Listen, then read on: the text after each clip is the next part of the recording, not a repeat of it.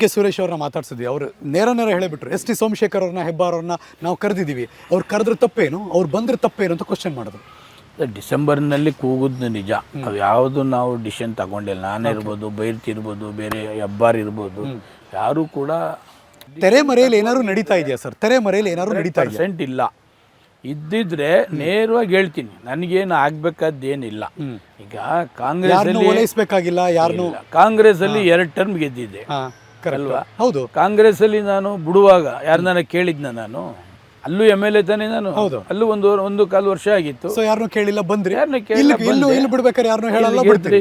ಅಲ್ಲ, ಅದು ಇನ್ನೂ ಆ ಡಿಸಿಷನ್ನೇ ಹೋಗ್ಲಿಲ್ಲ. ಯಾಕೆಂದ್ರೆ ವಿಜೇಂದ್ರ ಅವ್ರ ಮೇಲೆ, ಅಶೋಕ್ ಅವ್ರ ಮೇಲೆ ನನಗೆ 100% ಕಾನ್ಫಿಡೆನ್ಸ್ ಇದೆ. ಸರ್ಕಾರ ಈಗ 9 ತಿಂಗಳಾಯ್ತು ಆಡಳಿತಕ್ಕೆ ಬಂದು, ಪಾಪರ ಆಗ್ಬಿಟ್ಟಿದೆ ಸರ್ಕಾರ. ತಿಜೋರಿಯಲ್ಲಿ ದುಡ್ಡಿಲ್ಲ, ಏನು ಅಭಿವೃದ್ಧಿ ಮಾಡ್ತಿಲ್ಲ. ಈಗ ಎಲ್ಲ MLAಗಳಿಗೂ 25 ಕೋಟಿ ಕೊಡ್ತಾ ಇದ್ದಾರೆ. ಬೆಂಗಳೂರಲ್ಲಿ 2,000 ಕೋಟಿ ಡಿಸ್ಟ್ರಿಬ್ಯೂಷನ್ ಮಾಡಿಸಿದ್ದಾರೆ. ದುಡ್ಡು ಬಂತು ಕಾನ್ಸ್ಟಿಟ್ಯೂನ್ಸಿ. ನಮ್ಗಿಂತಲ್ಲ, ಬೆಂಗಳೂರಿಗೆ ಬರ್ತಾನೆ ಇದೆ. ಎಲ್ಲ ಕಾನ್ಸ್ಟಿಟ್ಯೂನ್ಸಿಗೂ ಹೆಚ್ಚು ಕಡಿಮೆ ಕೊಡ್ತಾ ಇದ್ದಾರೆ. ಅನುದಾನದ ವಿಚಾರ ಇಲ್ಲ, ಈಗ PWDನವರು ಕೊಡ್ತಿದ್ದಾರೆ. PWDನವರು ಕಾಂಗ್ರೆಸ್ನವರಿಗೆ 20-25 ಕೋಟಿ ಕೊಡ್ತಿದ್ದಾರೆ. ಆಮೇಲೆ RDPRನವರು ಕೊಡ್ತಾ ಇದ್ದಾರೆ. ಎಲ್ಲ ಕೊಡ್ತಾ ಇದ್ದಾರೆ. ಯಾವುದು ಕೊಡ್ಲೇ ಇಲ್ಲ ಅಂತಕ್ಕಂಥದ್ದಿಲ್ಲ. ಮುಖ್ಯಮಂತ್ರಿಗಳು ಒಂದೊಂದು ಕಾನ್ಸ್ಟಿಟ್ಯೂನ್ಸಿಗೆ 25 ಕೋಟಿ, ಈಗ ಆಲ್ರೆಡಿ 110 ಜನ ಕೊಟ್ಟಿದ್ದಾರೆ. ಯಾವುದು ಡೆವಲಪ್ಮೆಂಟ್ ಏನು ಅವ್ರು ಯಾವುದು ನಿಲ್ಲಿಸಿಲ್ಲ. ದೈಹಿಕವಾಗಿ ಒಂದು ಪಕ್ಷದಲ್ಲಿದ್ದಾರೆ, ಮಾನಸಿಕವಾಗಿ ಇನ್ನೊಂದು ಪಕ್ಷದಲ್ಲಿದ್ದಾರೆ ಎಸ್ ಟಿ ಸೋಮಶೇಖರ್ ಅಂತ ಹೇಳುವವರಿಗೆ ನಿಮ್ಮ ಉತ್ತರ ಏನು? ದೈಹಿಕವಾಗಿ, ಮಾನಸಿಕವಾಗಿ ಕಾನ್ಸ್ಟಿಟ್ಯೂನ್ಸಿಲಿ ಇದ್ದೀನಿ. ಅಲ್ಲ, ಪಕ್ಷದ ಬಗ್ಗೆ ಮಾತಾಡ್ತಿದ್ದೀನಿ ನಾನು. ಪಕ್ಷದಲ್ಲಿ 100% ಅಶೋಕ್ ಅವ್ರು ಏನು ಹೇಳ್ತಾರೆ ಕೇಳ್ತಾ ಇದ್ದೀನಿ. ನೀವು ಬಿಜೆಪಿಗರ ಕಾಂಗ್ರೆಸ್ಸಿಗರ? At present BJP. ಬದಲಾದ್ರೂ ಬದಲಾಗ್ಬೋದು? ಇಲ್ಲ, ಕ್ವಶನ್ ಇಲ್ಲ, ಬದಲಾಗೋದು ಯೋಚನೆನೂ ಮಾಡಿಲ್ಲ. 50-50 ಇದ್ದೀರಾ ಅಥವಾ ಒಂದು ತೂಕ ಜಾಸ್ತಿ ಇದೆಯಾ?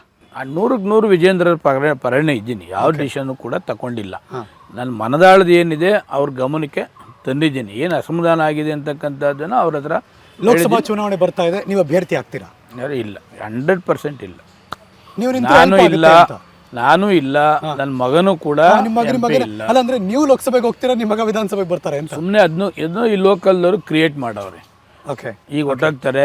ನೋಡಿ, 4 ತಿಂಗಳಿಂದ ಈಗ ಹೋಗ್ತಾರೆ ಕಾಂಗ್ರೆಸ್ಗೆ, ಈಗ ಹೋಗ್ತಾರೆ ಅಂತಕ್ಕಂಥದ್ದನ್ನ ಕೂಡ ಪ್ರತಿ ಸೋಷಿಯಲ್ ಮೀಡಿಯಾದಲ್ಲಿ ಹೇಳ್ಕೊಂಡು ಬರ್ತಾನೆ ಇದ್ದಾರೆ.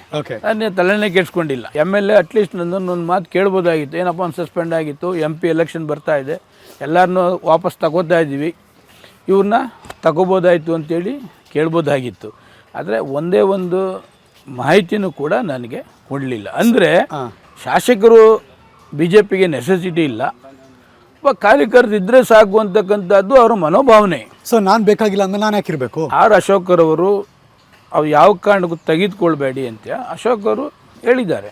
ಪಕ್ಷ ಅಧ್ಯಕ್ಷ ಹೊಸ ಕಮಿಟಿ ಆದಮೇಲೆ ಹೇಳ್ಬೋದಾಗಿತ್ತು, ಅವನ್ನ ತಗೊಳ್ತಾ ಇದ್ದೀವಿ, ಬಟ್ ಅವನದೇ ಅಂತಲ್ಲ, ಥ್ರೂಟ್ ಸ್ಟೇಟ್ ಈ ಥರ ಪಾಲಿಸಿ ಡಿಸಿಷನ್ ಆಗಿದೆ. ಮಾತಾಡಿಲ್ಲ, 100% ಆಗಿಲ್ಲ. ಅವ್ರಿಗೆ ಶಾಸಕರ ಅವಶ್ಯಕತೆ ಇಲ್ಲ ಅಂತ ಕಾಣ್ತದೆ. ಒಬ್ಬ ಕಾರ್ಯಕರ್ತ ಏನಿರ್ತದೆ, ಯಾರು ಪಕ್ಷ ವಿರೋಧಿ ಚಟುವಟಿಕೆ ಮಾಡೋನೆ, ಗುಂಪು ಕಟ್ಕೊಂಡು ಸೋಲಿಸ್ಬೇಕು ಅಂತ ಮಾಡಿದ್ದಾನೆ, ಅವನಿಗೆ ಪಕ್ಷದಲ್ಲಿ ಪ್ರಿಫರೆನ್ಸ್ ಕೊಡೋದಾದರೆ ನಮ್ಮ ಅವಶ್ಯಕತೆ ಏನಿದೆ? ಅನುಕ್ಷಣದ ಸುದ್ದಿಗಳಿಗಾಗಿ ವಿಸ್ತಾರ ನ್ಯೂಸ್ ಯೂಟ್ಯೂಬ್ ಚಾನೆಲ್ ಸಬ್ಸ್ಕ್ರೈಬ್ ಮಾಡಿ. ಹೊಸ ಸುದ್ದಿಗಳ ನೋಟಿಫಿಕೇಶನ್ಗಾಗಿ ಬೆಲ್ ಐಕಾನ್ ಕ್ಲಿಕ್ ಮಾಡಿ.